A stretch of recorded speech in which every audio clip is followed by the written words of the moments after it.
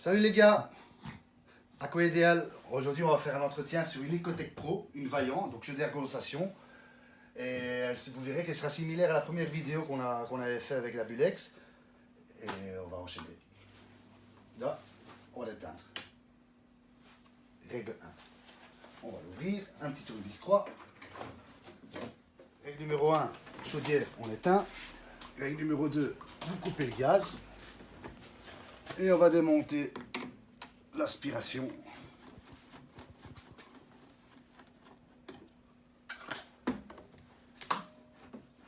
Qui est ainsi dégueulasse. On va enlever alors l'aspiration. Vous démontez la sonde, vous démontez la terre. Et voilà, ça on met ça sous le côté en attendant. Tout. Deux broches, une broche sur le ventilo à démonter. Une autre broche sur le bloc gaz. Voilà. Quand ça c'est fait, on peut commencer à l'ouvrir. Clé de 10.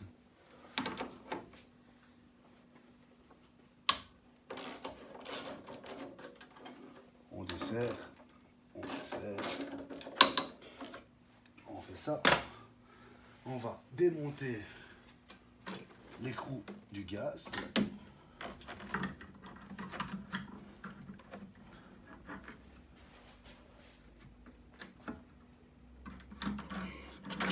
On fait attention aux petits joints.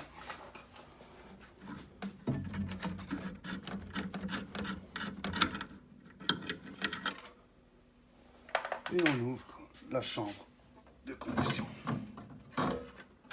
Waouh, waouh.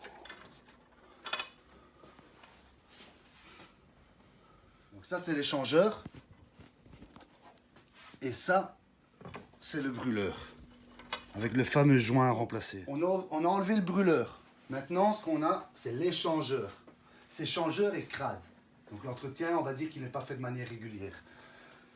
Toutes ces crasses, on va les aspirer. On va nettoyer toute la surface de l'échangeur. Et puis on mettra de l'eau qui, elle, sera récupérée par ce conduit. Qui tombera dans le siphon, qui est ici en dessous. Et qui après sera mis à l'égout.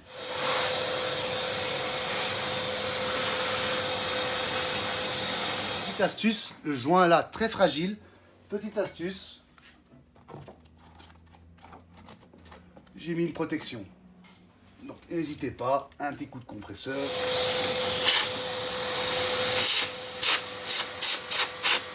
Donc même chose qu'avant, de l'eau et du vinaigre, la protection du joint et on asperge. On laisse agir. Le petit couteau de chez Wiesmann, mais ça marche pour Vaillant aussi, pour aller vraiment frotter dans les rayures. Tout décrocher. Avec une brosse synthétique, pas métallique.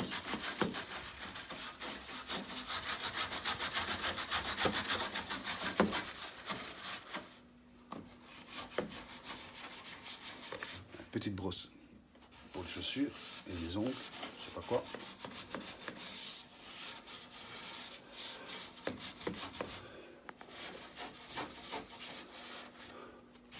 Moi, j'hésite pas, produit.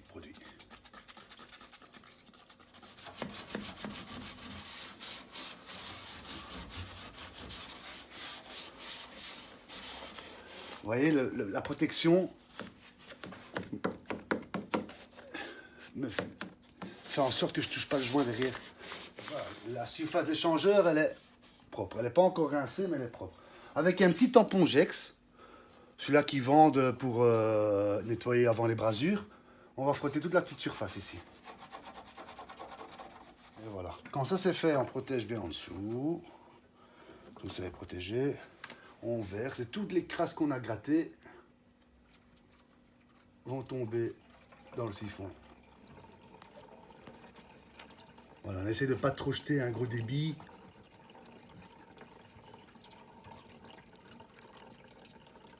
On attend que ça coule, on l'entend. on va le déconnecter. Le siphon, pour le démontage du siphon. Donc en dessous, ici, il y a un flexible qu'on déconnecte. Voilà. Là, petit flexible. Le siphon ici. Des presses, si en tournant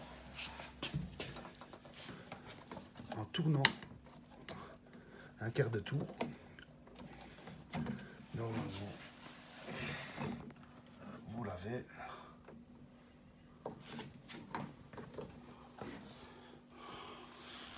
Donc là, on voit vraiment qu'il est crade, il a un fond. Le nettoyage du siphon, vous allez voir toutes les petites crasses, celles qui ne sont pas parties avec dans l'égout.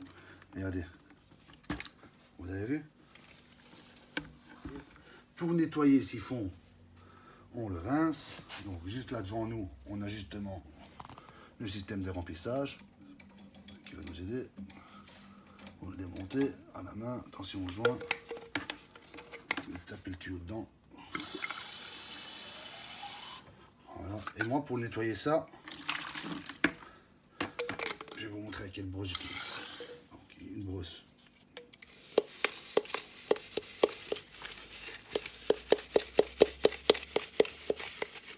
Comme ça c'est les brosses Junkers. Peut-être que ça marche. On va vous tourner bien. On le rince. S'ils font nickel. Et là, on peut aussi la nettoyer. On remplit un peu d'eau du siphon. Voilà. Quand l'eau est remplie, on le remet.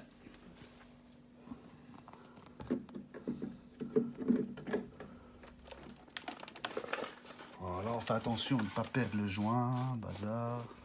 Donc un petit coup de brosse, c'est pas du luxe. Et voilà. On le reçait.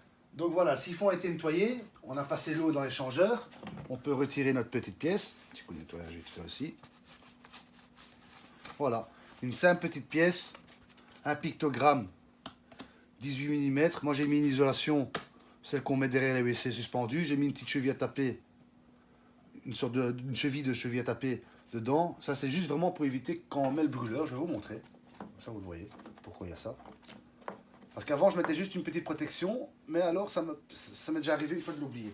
Voilà, maintenant je vais vous montrer comment on remplace le joint, comment on remplace les électrodes. Voilà, on va procéder au nettoyage du brûleur. On va déjà remplacer ce joint. Donc un petit tournevis, vous le mettez, vous allez, c'est pas si facile.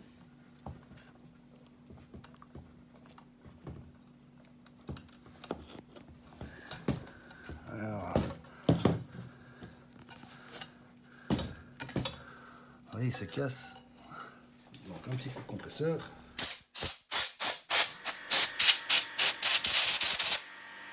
Sur le brûleur.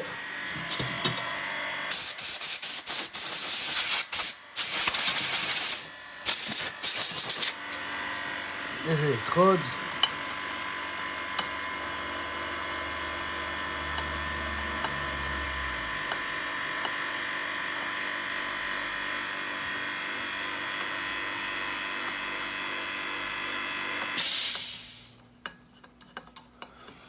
À remplacer d'après Vaillant tous les 4 ans.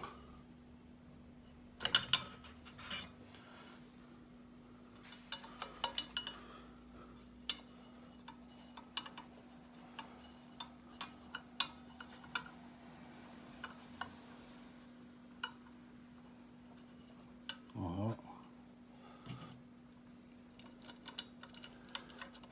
Jusque là, c'est pas sorcier.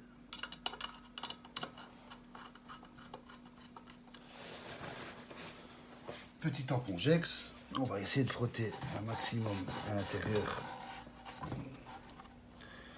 de la rigole du joint. Vous mettez au même endroit.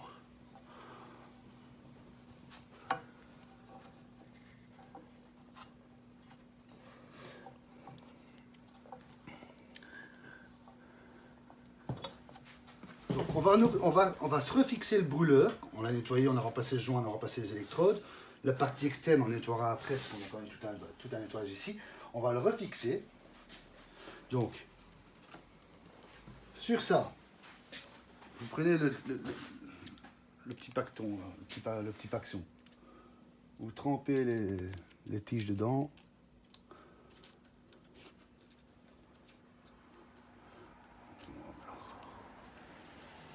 Voilà. Voilà. Voilà. Et voilà.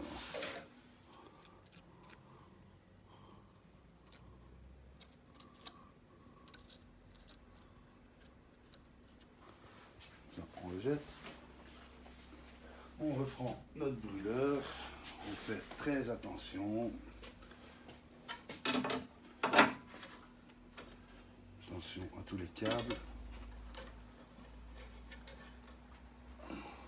Vous voyez? Je l'ai oublié. C'est très vite oublié, la protection. Maintenant, la protection n'est pas préconisée chez Vaillant, vous ne le verrez pas. C'est vraiment un truc propre à Aquaidéal. Voilà, j'ai mis ma petite graisse. Je remplace les écrous. Donc les dynamos, 6 Newton. Voilà. On va tous les serrer déjà. On donnera les derniers coups après. Quand c'est serré, rebelote. On ne sait pas se tromper parce que voilà, le câble, la broche bloc gaz, je ne sais pas aller la mettre là-bas. En plus, même si je savais, elle ne rentrait pas dedans. Donc la bloc gaz, on la remet. La broche ventilo, on la remet. La petite broche ici, on la remet. Ça, c'est une broche de température. Donc attention, la broche qui nous intéresse. Voilà, la petite broche de la terre pour une bonne utilisation. J'avais oublié de remettre le porte.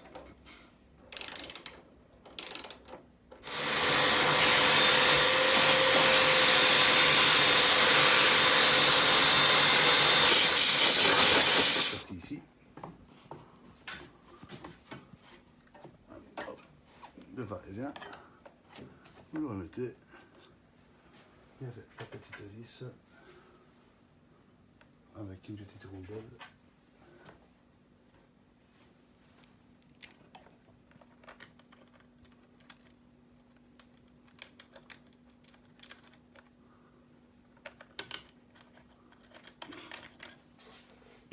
Dans les vis-croix. On rebranche aussi l'écrou de gaz. On avait reçu le joint. Il est similaire à celui-là que j'ai enlevé. Ça, c'est celui-là que j'ai enlevé. Ça, c'est le nouveau. Bon, on le remplace. Ça coûte rien. Vous mettez le joint dedans. Vous prenez le flexible.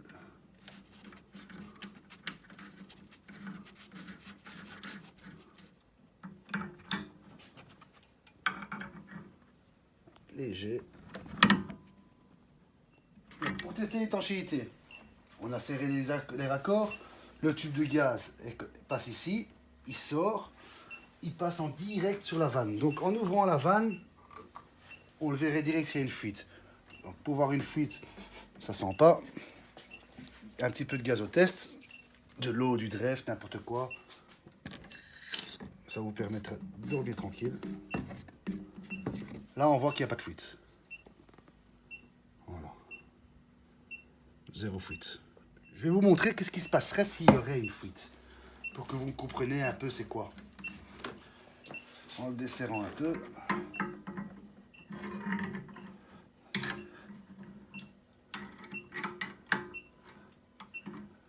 Voilà. Donc là, on voit déjà que ça commence à se former des bulles. Vous voyez? Si j'ouvre le gaz, regardez les bulles que ça ferait. Donc là, il y a une fuite de gaz, clair. Regardez. Regardez les grosses bulles. Vous voyez les bulles? Ah, c'est une fuite. Un petit coup de serrage. On revérifie. Donc le gaz il est ouvert.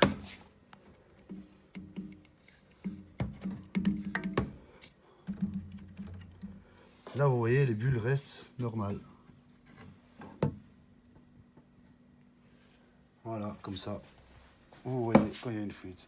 Et maintenant, on va passer au nettoyage de l'intérieur de la chaudière. On va passer les compresseurs, le temps de faire tout tomber.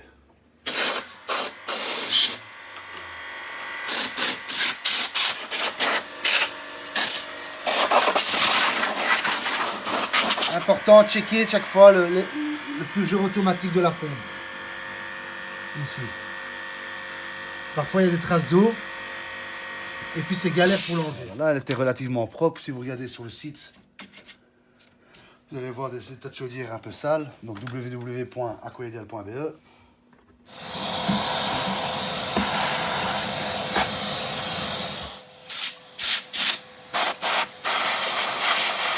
Je mouille la loque et pas comme ça.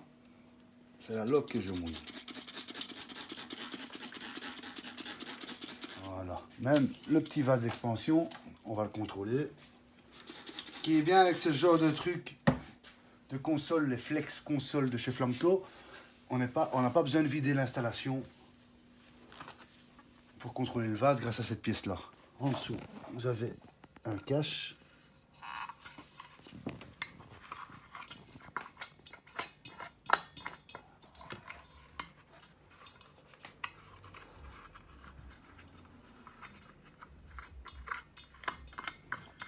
Voilà.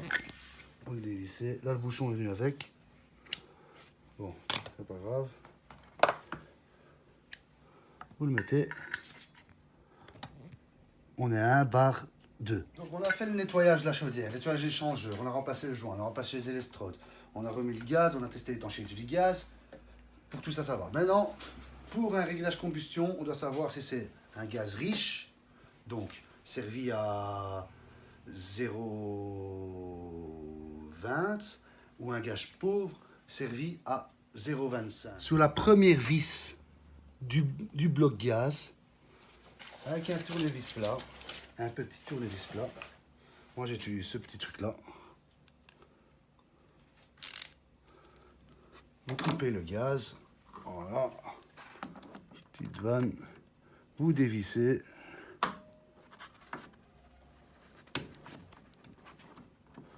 On fixe le petit tube.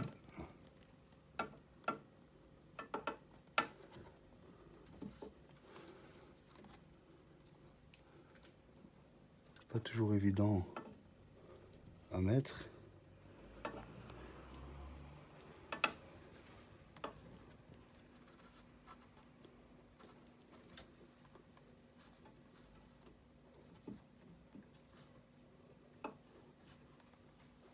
Bien enfoncé. Voilà, comme là. Je réouvre le gaz et ma pression de service est à 22 millibars. Ici, super important, ne pas oublier de le resserrer. Je ferai une prochaine vidéo avec pression statique, pression dynamique. J'allume la chaudière. Voilà. Tous les radiateurs sont sur 5. Je vais le mettre à fond ici aussi.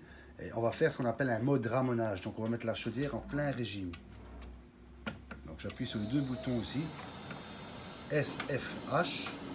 On voit la flamme du brûleur qui s'enclenche. Voilà. Et on va laisser la chaudière travailler. En général, une prise de mesure, moi je la prends quand on est à 60 degrés. Si j'y arrive pas parce que les radiateurs s'éteignent, dans ce cas-ci, c'est une chaudière mixte, on pourrait le faire avec l'eau chaude allumée aussi. Donc voilà, maintenant ici sur le testo, je vais prendre le gaz naturel, le L en G25. Je vais taper ici, combustion.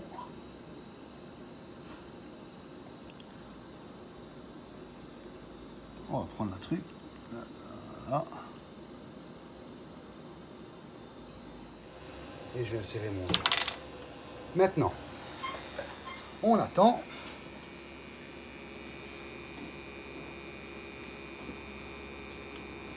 La petite imprimante à côté pour que vous compreniez le bazar.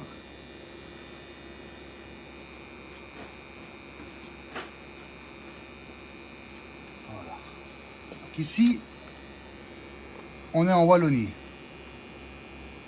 Donc en Wallonie, pour une chaudière prémix, donc comme celle-là, prémix, on doit avoir un CO en milligrammes par kilowattheure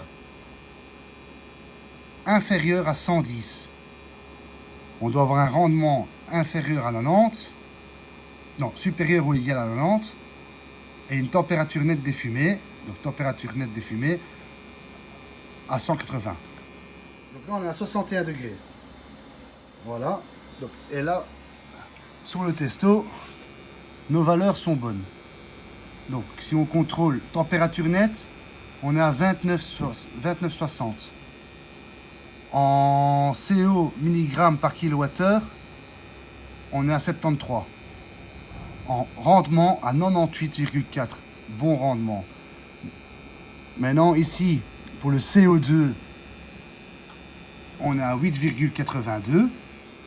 D'après Vaillant, pour une Ecotech Pro servie en G25, il demande 8,8% de CO2. Et là, on est à 8,82. Donc, on ne touche pas. Pour toucher, ça se ferait par ici. Le petit réglage ici. Mais bon, Vaillant dit que c'est interdit. Donc, on va laisser Vaillant dire. Et là, on n'a pas besoin de le faire. Ce sera pour une prochaine vidéo. Donc ici, voilà, ma combustion est faite. J'appuie sur pause. J'allume mon imprimante. Imprimer les valeurs.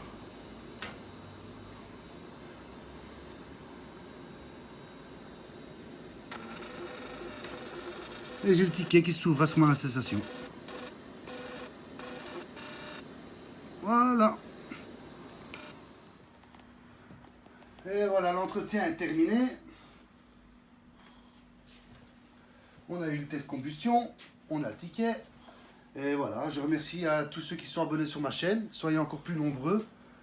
Et cliquez sur le petit pouce bleu.